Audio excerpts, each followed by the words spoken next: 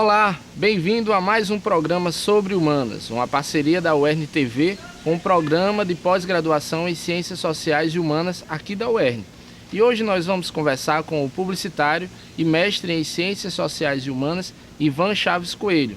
Ele que concluiu seu mestrado com o trabalho A Mordida Oculta da Maçã, uma investigação mitológica da marca Apple.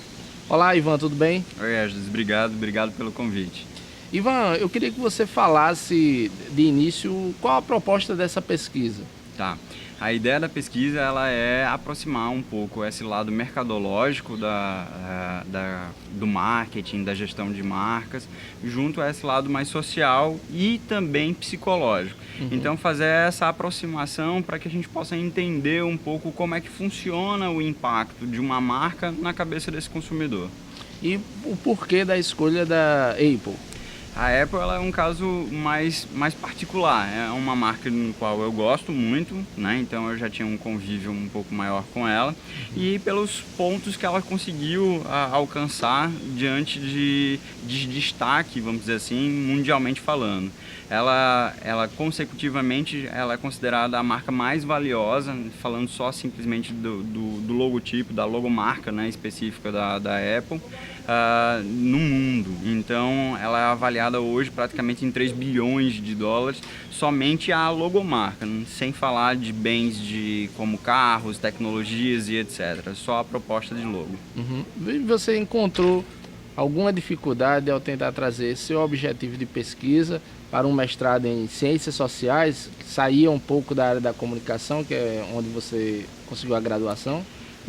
Na verdade não foi um pouco não é barreiras no sentido, mas acho que como eu tive uma graduação muito voltada para o lado mercadológico e a minha base de estudo ela sempre foi muito publicitária, muito voltado mesmo para marketing, pesquisa, sempre foi um pouco mais vamos dizer assim, cartesiano, e na linha que eu comecei a estudar essa questão da marca, que puxava para um lado da complexidade, acabava se distanciando do que eu era acostumado. Então realmente eu tive que estudar um pouco mais, tive que vamos dizer assim, me aprofundar nesse sentido para que eu pudesse fazer essas duas ligações.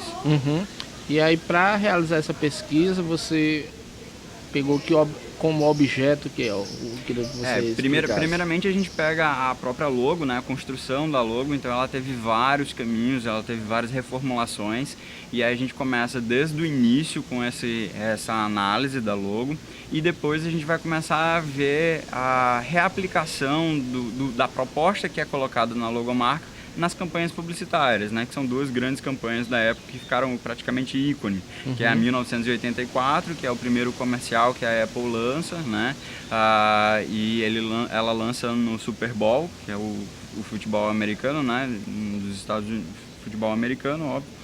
Aí, e o Pense Diferente, que é uma outra campanha também que é símbolo da Apple. E Ivan, pesquisando tudo isso, como é que você vê, qual seria a essência da marca, né? Eu acho que o interessante quando a gente vai começar a desenvolver é porque existem várias teorias da construção do que é a marca, né? Então a gente está falando por que é uma maçã, o que essa maçã ela representa e etc. A primeira logo que foi construída pela equipe, ela representa o Isaac Newton, debaixo de uma macieira, né, com aquela velha, vamos dizer assim, com aquela imagem já pré-estabelecida da maçã caindo na cabeça e etc. E a gente vê com detalhes a própria árvore, vê um vale, e aí a gente começa a analisar todos esses elementos junto também com um lado psicológico. A gente bebe em Jung, vai procurar a estrutura de arquétipo, que acabam mostrando que existem na mente humana algumas imagens já muito batidas nesse sentido e que causam impactos diretos nas pessoas. E a gente começa a analisar cada imagem dessa. Por exemplo, a árvore ela é um símbolo que ela liga diretamente entre o subsolo e o céu, ao céu, né? Desde as raízes que vão aí, de acordo com a mitologia, ela vai até as profundezas e os galhos das árvores que viriam até o céu. Então, o interessante é que quando a gente começa a estudar isso, e aí a gente vai puxando sempre uma coisa ou outra, né? A gente começa a puxar todos os mitos que são ligados à maçã, é interessante que a gente começa a observar que sempre existe um passo de dualidade na maçã. Ela sempre é um elemento que representa quase uma passagem entre bem e mal, ela fica no meio dessas duas coisas. Então, desde, por exemplo, Guilherme Tell, que você tinha lá a história do arqueiro, que acertava a maçã, então a maçã ela se tornava um símbolo. A gente tem a história de Branca de Neve, que ela também faz esse lado, né, da doce senhorinha vendendo para bruxa má. Tem a história também que a gente começa a desenvolver, que a maçã, ela que foi praticamente o que causou a guerra de Troia. Então a gente tem todos esses lados que começam a serem, né, elencados, e a gente começa a ver essa dualidade entre bem e mal. E o interessante do projeto da Apple é que ela sempre foi muito grandioso e causa hoje, de uma certa forma, ela causa uma certa cobiça, né? Então, o próprio produto, que ele é baseado em status, né? Então, ele traz essa estrutura de status, é um dos valores que ele vende. Ele acaba trabalhando essas duas relações, né? Entre positivo, de você ser considerado funcional, de ser bom, e daquela história da mordida, do pecado e etc. que acaba levando, né? Então faz esses dois links, não objetivamente nesse sentido, mas não assim claramente nesse sentido, mas a gente acaba observando que existe essa estratégia por trás. No caso, são leituras que a gente na academia sempre faz, que às vezes algumas pessoas tentam dizer que o criador da marca pensou em tudo isso, né? E às vezes não acontece. Nesse caso, o que é do que você percebeu na sua pesquisa, o que é que você percebe que o criador, no caso o Steve Jobs, também pensou igual? Seja em entrevistas ou na própria história dele através dos livros. O que dá para perceber é que, na verdade, a criação de início ela não é só do Steve Jobs, né? Tem o outro Steve que acaba também participando do processo. Mas o Steve Jobs ele acaba sendo um personagem enigmático dentro de todo o contexto da Apple. E ele tem essas inquietudes que a maçã ela passa, né? Do bom e do ruim ao mesmo tempo, né? Então tem uma biografia dele que é muito interessante, que aí falam de todos os sentidos, né? Desde do personagem mais louco possível, de mandar todo mundo, né? Sei lá, de mandar todo mundo ir para qualquer canto de todo lugar, assim, ou como também daquela pessoa criativa, daquela pessoa que consegue transformar o mundo. Sim. Então, esses dois lados eu acho que eram muito presentes na personagem Steve Jobs, e que isso ele representa sem dúvida nenhuma na Apple.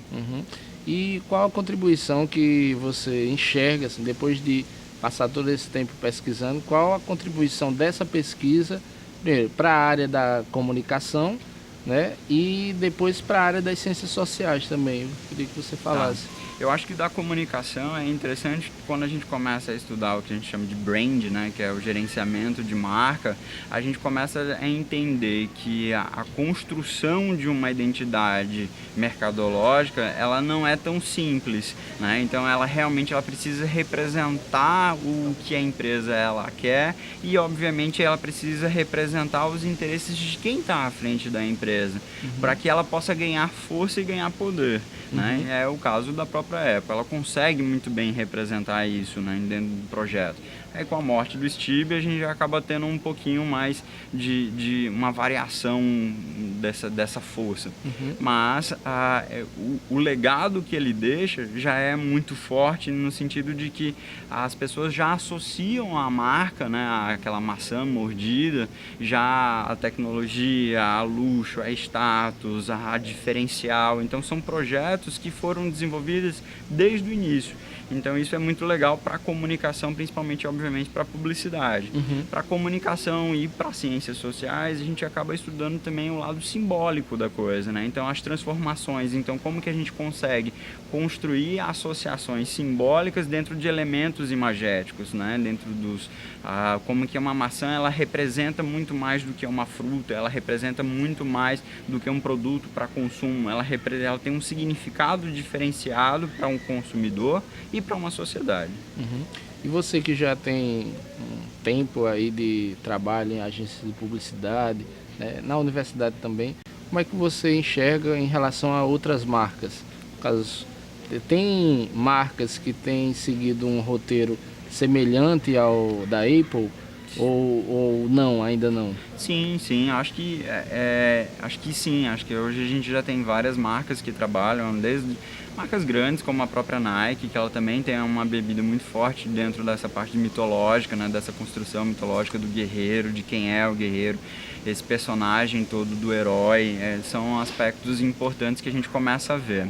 O interessante dentro do projeto como um todo é a gente começar a avaliar que esses elementos que trabalham na construção de marcas, eles fazem parte dessa sociedade. As imagens, elas fazem parte da sociedade. Então a gente precisa estudar muito bem qual é a imagem que vai casar com aquele teu objetivo, qual é a expressão que você quer passar na marca, o que é que você quer que ela signifique. E uma das coisas que a gente vê, obviamente, é que ela precisa ser verdadeira, não é uma invenção.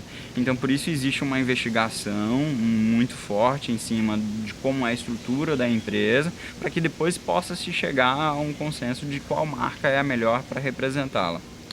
Ok, Ivan. Então é isso, vocês acompanharam aí. Se gostaram da entrevista, ficaram interessados em saber um pouco mais sobre a pesquisa do Ivan, acesse o site do Programa de Pós-Graduação em Ciências Sociais e Humanas aqui da UERN. Lá você vai ter o trabalho do Ivan, assim como dos outros alunos que concluíram o mestrado, né? E aí vão poder se aprofundar mais nessa pesquisa. Fiquem ligados, nós teremos na próxima semana um novo programa, uma nova entrevista. E não esqueçam também de acompanhar a nossa produção através do canal da UERN TV no YouTube. Então fiquem ligados e acompanhem toda a nossa programação. Até mais!